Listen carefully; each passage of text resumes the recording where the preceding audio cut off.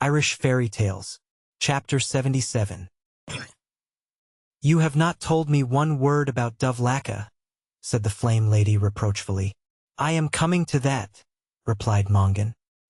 He motioned towards one of the great vats, and wine was brought to him, of which he drank so joyously and so deeply that all people wondered at his thirst, his capacity, and his jovial spirits. "Now I will begin again," said Mongan.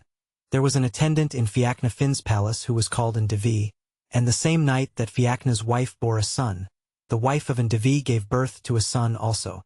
This latter child was called Mac Ndevi, but the son of Fiachna's wife was named Mongan. "Ah!" murmured the Flame Lady. The queen was angry. She said it was unjust and presumptuous that the servant should get a child at the same time that she got one herself, but there was no help for it, because the child was there and could not be obliterated. Now this also must be told. There was a neighboring prince called Fiachna Dove, and he was the ruler of the Dal Fiatak.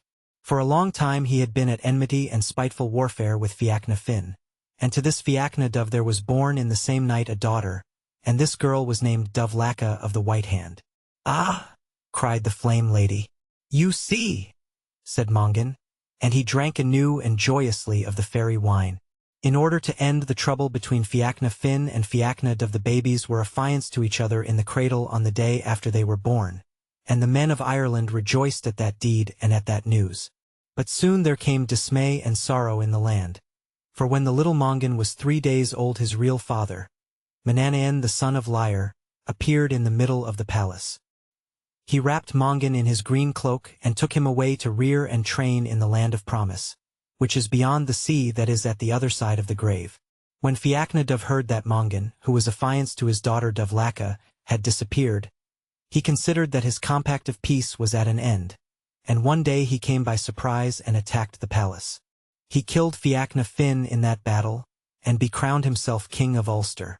The men of Ulster disliked him, and they petitioned Mananayan to bring Mongan back. But Mananayan would not do this until the boy was 16 years of age and well reared in the wisdom of the land of promise. Then he did bring Mongan back, and by his means peace was made between Mongan and Fiachna Dove, and Mongan was married to his cradle bride, the young Dovlaka.